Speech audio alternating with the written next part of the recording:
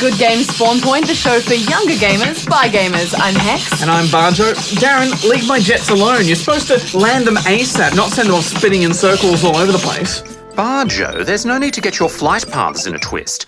I've been communicating with Charles over at Kingsford Smith, and he assures me that this is an appropriate pattern for a busy international airport. And who, pray tell, is Charles? Why, he's the computer that controls the airspace over Sydney. He's the centralised heuristic airborne... Darren, you know you're completely bonkers, don't you?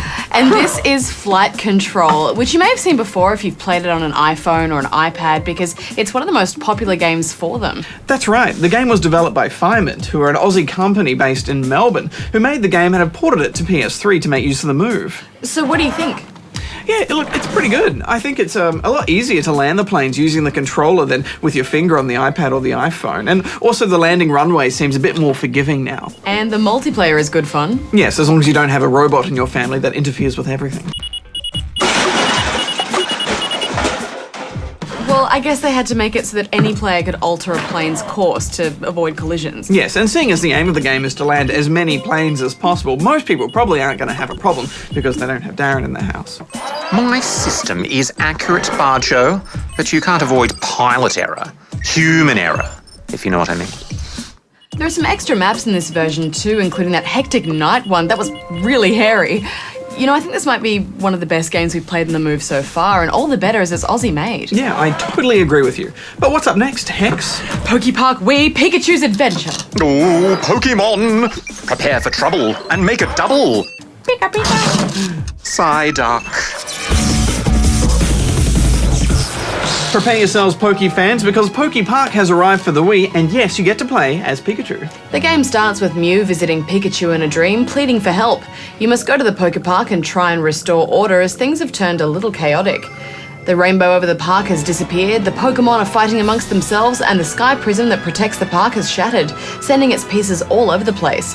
If the Sky Prism isn't put back together and its power restored, then the Sky Pavilion could fall, and that would mean the end of the Pokepark. It would be a Pokealypse. According to Mew, Pikachu is the key to fixing all of this, so it's up to you to collect Sky Prism pieces from all the Pokemon who are holding them, reuniting them along the way. The Pokemon really aren't getting along here at all. Early on, when you get to the beach zone, you'll find out the place has been trashed because of an epic battle. Epic it would have been. It must have gone on forever. A water type versus a water flying type is not very effective. The Pokemon themselves look amazing, and for anyone who has only ever seen Pokemon in 2D, prepare to be impressed. The game is packed with loads of popular and not so popular Pokemon, all with their same abilities, moves and traits from the main series. There's Torterra with his Razor Leaf, Hitmontop and Rapid Spin, and here is Magikarp, being Magikarp. In the beginning, there are 193 Pokemon, and you can make friends with all of them. In most cases, making friends is a pretty simple process. You talk to a Pokemon, play a short skill game, beat them, and become friends. The Pokemon is then registered in your Pokepark pad as your friend, but play with them a few more times and they'll become your best friend and turn rainbow-coloured. Always I want to be with you and make believe. Other Pokemon aren't so easy to get along with. They require you to have a certain number of friends before they'll play, or they'll only appear after specific events have been triggered. And some Pokemon won't even appear until after you've beaten the game. You don't have to make friends with every Pokemon here, but it certainly adds a few hours to your playtime if you do it. There are other characters that can help you out along your quest. Chatot is your guide to the Pokepark, and Drifblim transports you around from zone to zone, plus the 3 starter Pokemon who followed you into the Pokepark and will help you out whenever they can. The game is made up of various zones, each with an attraction and a keeper guarding it. Attractions are like mini-games that you have to beat in order to win a Sky Prism that opens up the next level. The part I liked most about the attractions is that you can use the Pokemon you've made friends with along the way instead of playing as Pikachu. Different Pokemon have different skills, so naturally some of them are going to be more suited to certain attractions than others. Like Gengar here with his little cheat.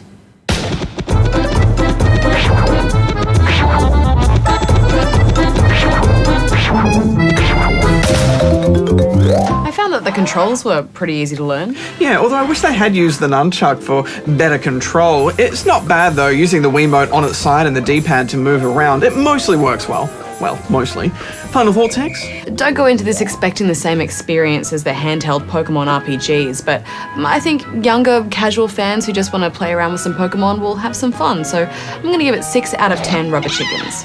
You can finish the main storyline in about 10 hours, and it's pretty straightforward, and it's not really one for Pokemaniacs, but I think for newcomers or younger gamers who want to get into this very popular franchise, it might be a good place to start. So I'm giving it 5.5 out of 10 rubber chickens.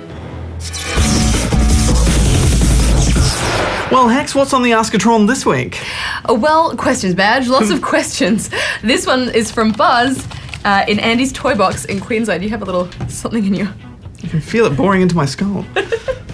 On New Super Mario Bros. DS, if you get all the star coins, what happens? Well, Buzz, nothing that exciting happens, but when you spend them all, you get an extra star on your save file.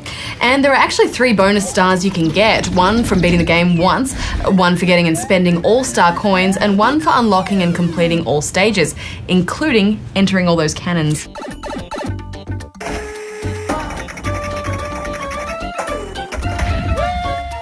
All right, next we've got this from Ben in Altona, Victoria. Hello! I would really like to know if there's another Ratchet & Clank game that's coming out on PS3 sometime in the future. Thanks for answering. Indeed there is, Ben. A new Ratchet & Clank was recently announced at Gamescom in Germany. Here's a quick sneak peek. It's called Ratchet & Clank All for One, and this time it focuses on 4-player co-op, both online and offline. It's not set for release until about this time next year though, so you've got a bit of a wait for that one. Alright, next up we've got this one from Lucy in Cairns, which is in Queensland. It's so soft. When I was little, I used to play this game called Banjo-Kazooie, and I loved it, but it was only ever on Nintendo 64, and now I can never find the console or any games. Is Banjo-Kazooie on any other consoles, or will there ever be any new Banjo-Kazooie games you can play on a different console? Well, Lucy, the latest game in the series is Banjo-Kazooie Nuts and Bolts, and it was released on Xbox 360 back in 2008. You should be able to find it secondhand, or it's available to download from the Games On Demand service. But be warned, as it's a very different game from the first 2, focusing mostly on creating vehicles. So if you're craving some of that old school platforming action, you can get the HD remakes of the original Banjo-Kazooie, as well as the sequel Banjo-Tooie on Xbox Live Arcade. Of course, you'll need a 360 to play them. There's no news about any potential new Banjo-Kazooie, but if we hear anything, we'll be sure to let you know. Okay, next we've got this from Emily, who's on Mars. It's nice and sunny up there this time of year. I hear that. How do I fix my yellow symbol on my Guitar Hero drums? Well, Emily, busted cymbals are a very common problem, and you've got 2 options really. First, you could get a new one. If it's still under warranty, you can send it back for a replacement, and if it's not under warranty, then you can just buy a replacement cymbal online. But from our experience, almost every cymbal we've tried seems faulty, so there's no guarantee a new one will actually help. You could try to fix it yourself, but be warned. You will void your warranty and you may end up making things worse. But hey, if it's already broken, then how much worse can it get? If you do decide to try, simply unscrew the 4 screws in the bottom and see if either of the wires have come loose. If they have, then you'll actually need a soldering iron to reattach them. Soldering irons are very dangerous though, so make sure you get a grown-up to help you with that. If the wires are still attached and it's not working, then you might want to try to get yourself some super glue and a hobby knife and an adult. Get the adult to carefully cut through the white foam pad below the sensor. As cleanly as possible, cut the sensor off the foam, then re-glue the sensor directly to the cymbal, and hey presto, you should have a much more accurate and sensitive cymbal. There's another simpler fix that some people have tried where you fold up a bit of cardboard and then put it on top of the sensor. In theory, this applies some extra pressure, which should make it more sensitive, but we've tried it and it didn't really work for us. Yeah, good luck with it, Emily, and that's all the time we have for this week, Spawnlings. Oh, well, if you've got a question, then you can ask us. Yeah. Ow.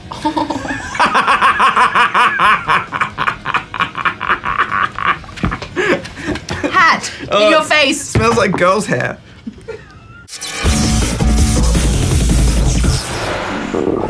Any chance of a cheese sandwich, Darren? Oh, I'd love to, Barjo, but I'm afraid my cheese processor has run right out of milk. Oh, would you be able to go to the ABC Cow and get some more? Yeah, I'm on my way. Right, I estimate it'll take 7 minutes and 32 seconds for him to figure out there is no ABC Cow. So what should we talk about next? Well, I've always wanted to talk about pixels, Darren. I mean, most people have heard the word, but what are they exactly? Well, they're actually dots in a game. I have to stop you there, Hex. While the word pixel is definitely part of the gaming vocabulary, it's not strictly speaking a gaming term. Pixel is a mashup of the words picture and element, and it's used to denote the smallest part of an image that can be controlled. So, pixels are not only in games, but in everything that's on a screen. Yes, okay, Darren. Well, thank you, but since this is a spawn point, let's just talk about pixels in games, shall we? A pixel is the smallest dot that can be controlled in a game, and you can combine these dots to make more complex images. So the more pixels, the more detail. Affirmative. Older consoles like this NES were not very powerful, and so that the number of pixels that could be controlled was relatively small. This meant that games looked quite blocky. It's why Link wore such outlandish shoes and that floppy hat. There wasn't enough pixel detail to show normal-looking clothes. Technological advances meant the next generation of consoles had far more processing power, which meant more pixels. So Link had longer limbs, pointier ears, and with the Nintendo 64, he made his 3D debut. And this is a trend that has continued right up to now. As consoles and computers have got more and more powerful, the number of pixels on the screen has exploded. Just look how splendid Link looks right now.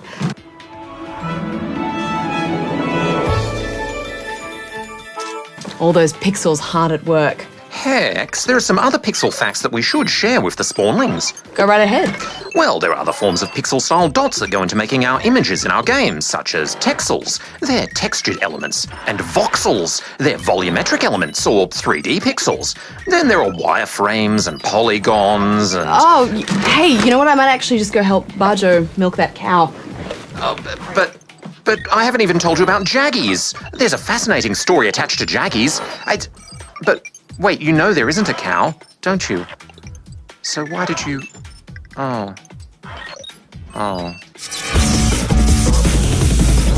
Hello, my name is Jordan. I'm 14 years old and I've been playing games since I was 3.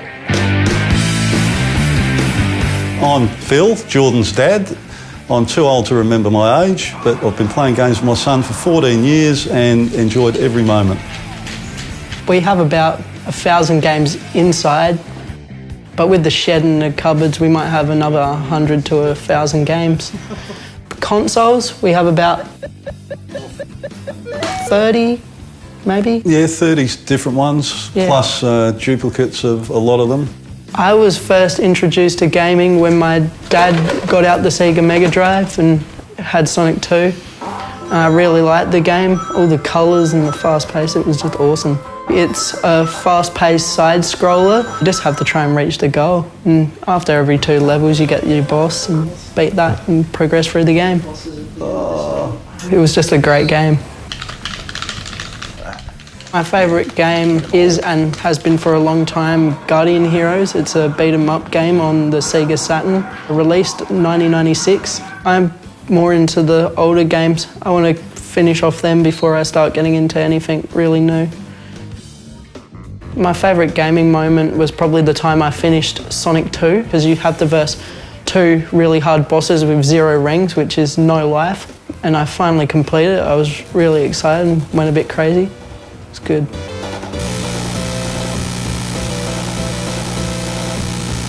My favourite gaming moment was when I actually beat the Tyrannosaurus Rex in Tomb Raider 1. It took me about 10 attempts, but I beat that thing, yes. It was a really pleasing moment for me, yeah. My favourite old game of Dad's would have to be Gallagher. Gallagher is a good game. It's got a nice basic scoring system. It's a bit tricky, but it's fun. I like it. I like playing games as a family because it just brings our whole family together. It's just something to do. Other than fishing, there's not much to do in Aldinga. It's just awesome.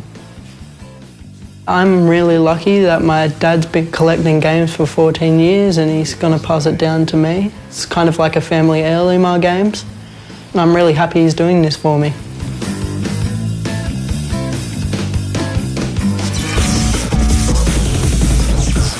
Well, that's the end of another show, which means more time to play games. One day I'd like games fed directly into my brain so I could be playing games all the time and you wouldn't even know. Oh, just get yourself a USB slot. It's very handy. But then I'd be part man, part machine, Darren. Well, we could make you all machine if you want. A full upgrade.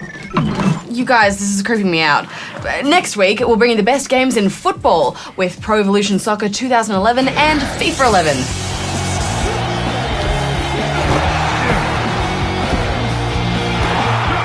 Until then, it's Hex out. Barjo out. Darren out. Really, Barjo, I could assemble all the parts and have your brain uploaded into a flash card. 1 megabyte should do it. More importantly, guys, what would you call me? Would I be Barjobot? The Badginator. Robo Barjo. Yeah, that's not bad. Serve the public trust. Protect the innocent. Uphold the law.